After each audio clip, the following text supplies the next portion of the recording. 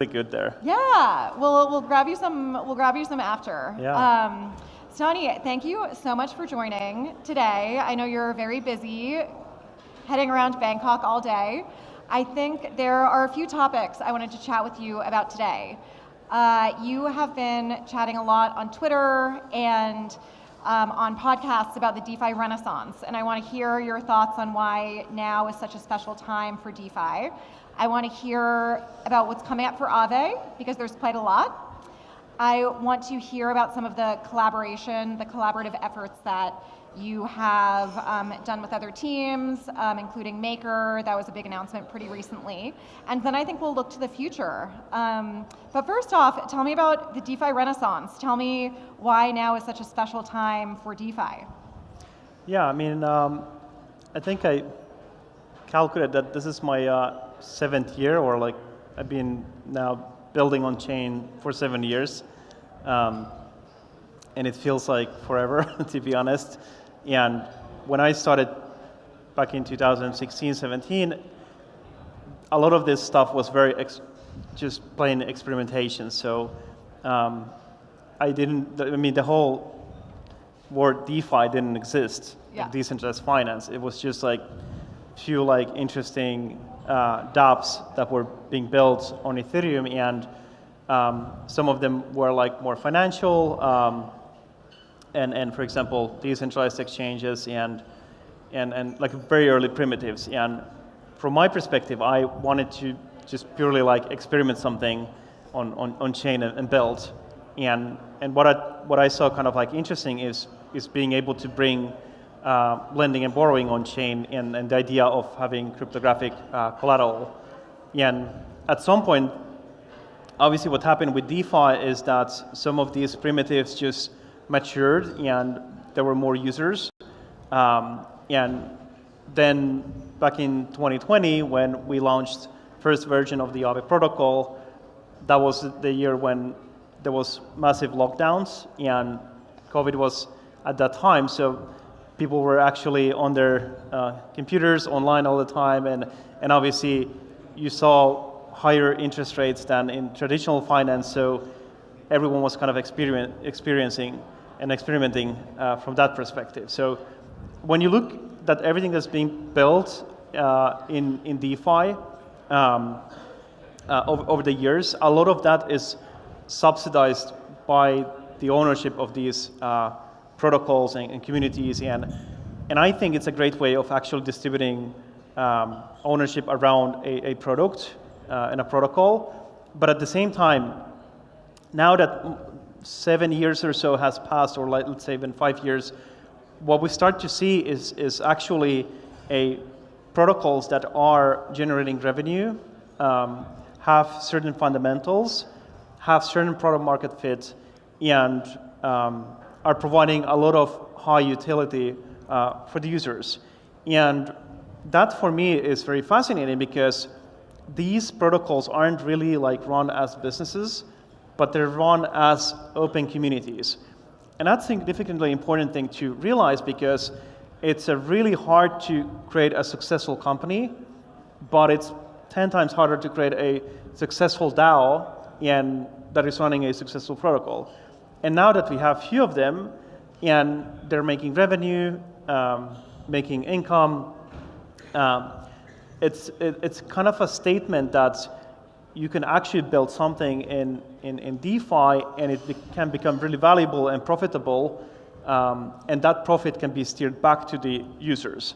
And that's the kind of idea that I see DeFi renaissance is, that some of these protocols are going to stay here, hopefully forever, and hopefully for giving access to everyone in the planet, essentially. I love that, and I love that you hear a lot of people within crypto talk about community, and that could mean a lot of different things. But I think one thing that's shared between Uniswap and Aave is there are very solid, very real, definable communities of delegates, of, in Aave's case, lenders, borrowers, developers on top. Same with Uniswap. You have interfaces, hook developers, swappers, et cetera. And when you talk about community as a core input into the growth of Aave, I would love to just hear how you think about that, how you've cultivated the community, and also learnings that you're kind of taking into this next era as it relates to growing and cultivating a community? No, it's kind of interesting because I still meet people today that have been following everything we've built since the day one. Like people still come since ETHLand. Since ETHLand, they come and talk, and they appreciate the kind of like ongoing innovation that is happening in the Aave ecosystem, and that's a really nice feeling because it really means that we've been able to just like be on this like a continuous mission and just provide something better on an ongoing basis. And you really kind of like see community like in a sense. It's hard to like establish community unless you go like ups and downs of different market cycles, because at that point you kind of like see like who are the people who are around and who are actually caring about what you're building, and especially when you have a decentralized community and you have a DAO and you have contributors all over the place with different kinds of opinions, that's kind of like what is really essence there. And I've seen like different implementations of DAOs. In some cases, it's it's really hard to make any kind of a decision in a DAO, and you have different opinions, and nothing's moving forward. Luckily, with Aave DAO, there's been always this kind of like idea of being able to agree on things as much as possible that really makes sense, and just pushing towards forward. And that's really important because DAOs are kind of like they're not really companies, they're more of like governments, but you don't want to like have a government running a something like a protocol where you have to have innovation on an ongoing basis. So for me, like establishing a good community is something that really defines where that project will go in the future. I think the threading the needle around where DAOs and governance can provide value and is valuable versus where you maybe need a more opinionated view on like how to develop and build a protocol is really interesting, and is being figured out by I think definitely on the Uniswap side. That's been an evolving story over time. I think for Aave, I'm curious to hear how community and governance and potentially new stakeholder groups play into the next phase for Aave. So I know you have Aave 2030, the plan that was recently introduced to the Aave DAO, Aave v4 coming up. I'm curious to hear, some of the new like features being introduced. I know there's like more modular architecture that potentially brings new players into the realm. I know there are impacts on governance. I'm curious to hear, even thinking about the partnership with Maker, how that brings new stakeholders into the fold and how their contributions will impact the future of Aave.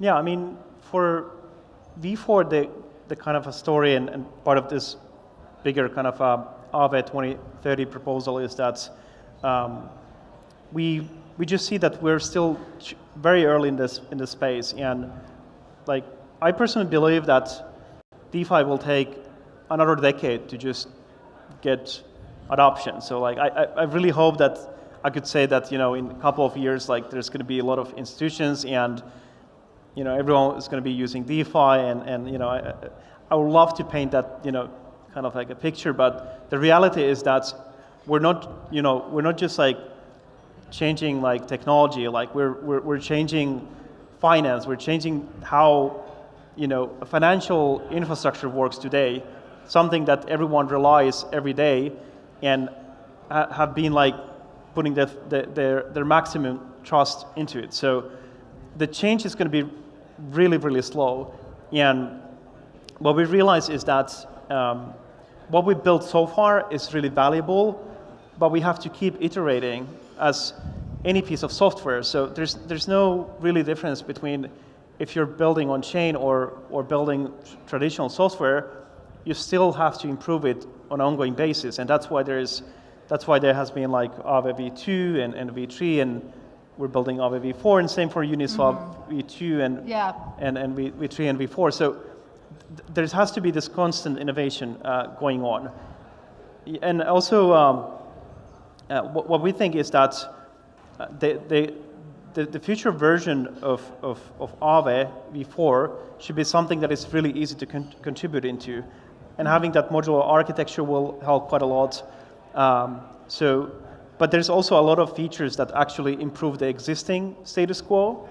And we can implement the learnings that we had, adding risk premiums, which allow us to reprice the actual risk and reward within the same pool. Because one of the reasons why people use Aave is that it's so simple. You just can go to one single pool and supply liquidity, and you don't need to worry about where you need to allocate capital. And we want to keep that experience, but just make it much more accurate to actually quantify the risk positions within the protocol and then in the same market, and then ensure that the suppliers are able to earn more and the protocol isn't taking excessive risk there. So, and obviously we want to build it together with the community. So obviously it's an initiative from the Aave Labs, but down the line it's a piece of software that anyone can actually contribute to as well. I think thinking about collaboration, I think one thing that you as a founder and leader in the space have done, and Aave Labs has done, that is pretty interesting to me, is lead through collaboration with other protocols that some may say are competitors.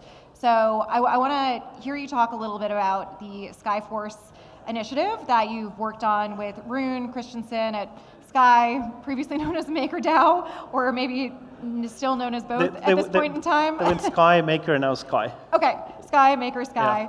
Yeah. I would love to hear you talk a little bit about that, because, you know, Aave Labs, you guys have Go, you have a stable coin now that works somewhat similarly to DAI. You know, someone from TradFi or Web2 world might look at you guys and say, hey, shouldn't you be competing with one another? Why are you now partnering on this initiative? And I'm curious to hear why you've taken that approach and why you think that's strategic to the future growth of DeFi. Yeah, I think the approach there was pretty much the same that we had in the early days of DeFi, that when you saw a new protocol coming on chain, the liquidity just increased. So all this innovation that we've been building over the years has just been able to create more opportunities, and that has been really valuable. And more recently, there's obviously there's different types of lending protocols, different types of AMMs and decentralized exchanges and stablecoins, and that's the beauty of DeFi. It's just an open ecosystem. You can build anything you need to. There's no restrictions of API endpoints. You know, it's just it's a free place to innovate, and that's great. And that's why a lot of things are coming on chain all the time. And what we think is that being kind of like a leader in the space and having these bigger established brands, we also have an opportunity to actually grow together in a way where if we put these brands together, we're able to grow the pie even further. And I think this is really important, especially for institutions who are looking into the space and they want to see more kind of like a professionalism as well. Yeah. So I think that plays a really important role.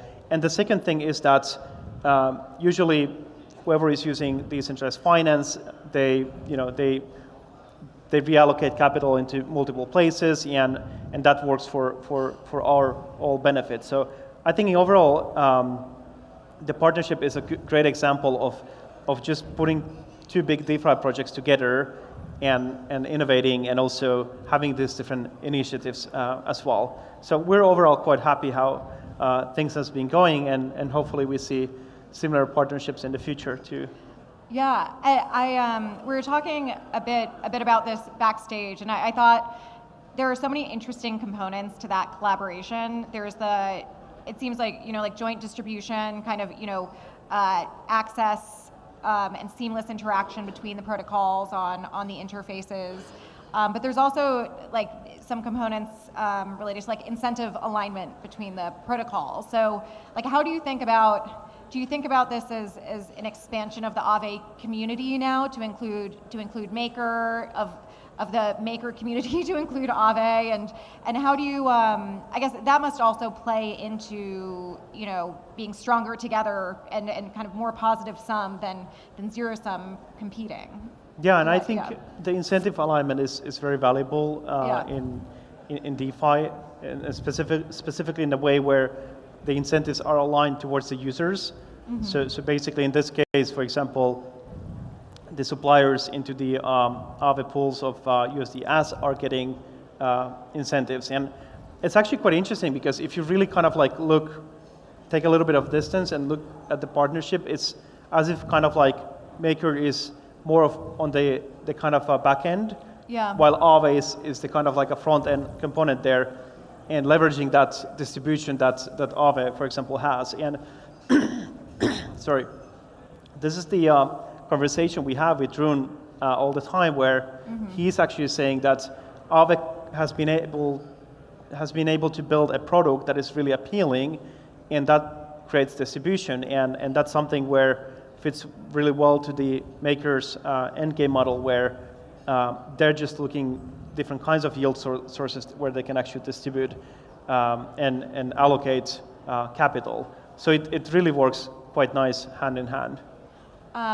I love that. I'm very excited to see how that plays out. I think it's a unique precedent to set, and I'm excited to see kind of what other kinds of collaborations happen between larger DeFi protocols in the space to be stronger together in that way. Yeah. I think lastly, I want to acknowledge the fact that there are many hackers and builders in the room, and you are one of the OG builders in the Ethereum space.